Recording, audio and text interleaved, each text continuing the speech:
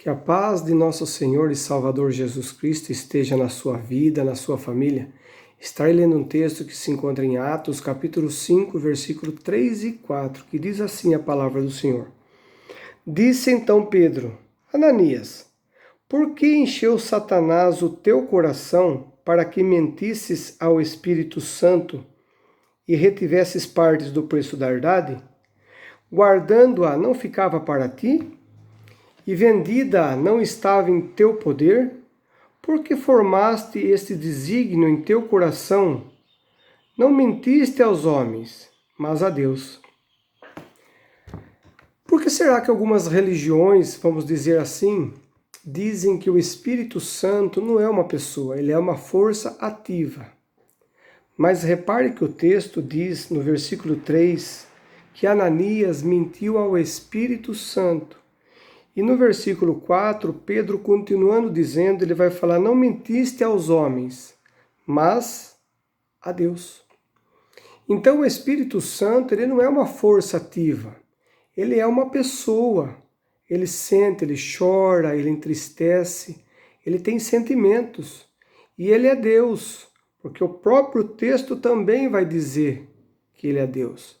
Como eu já disse em outros vídeos, a Trindade, o nome Trindade não se encontra na palavra de Deus, mas o seu contexto, a sua essência está pautado em toda a Bíblia. Eu vou estar lendo um versículo que se encontra em Atos 13, versículo 2. Diz assim: quando separam Paulo e Barnabé, e servindo eles ao Senhor e jejuando, disse o Espírito Santo: apartai-me a Barnabé e a Saulo para a obra que os tenho falado. O Espírito Santo fosse uma força ativa, ele não poderia falar. E aqui o Espírito Santo, ele fala a todos aqueles irmãos, os profetas que estavam ali para separar Paulo e Barnabé para a obra. Em Romanos capítulo 8, versículo 26, vai dizer: e da mesma maneira também o Espírito ajuda as nossas fraquezas, porque não sabemos o que havemos de pedir como convém, mas o mesmo Espírito intercede por nós com gemidos inexprimíveis. O Espírito Santo intercede por mim e por você com gemidos inexprimíveis. Nós temos o intercessor que está à direita do Pai, que é Jesus. Ele intercede por nós ao lado do Pai. E temos também o Espírito Santo que intercede por nós dentro de nós com gemidos inexprimíveis. Uma força ativa não pode interceder.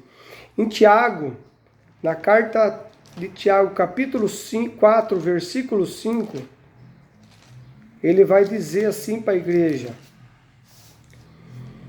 ou cuidais vós que em vão diz a Escritura, o Espírito que em nós habita tem ciúmes. O Espírito Santo que habita no cristão, ele tem ciúmes. Esse ciúmes não é o ciúmes que um homem tem por uma mulher.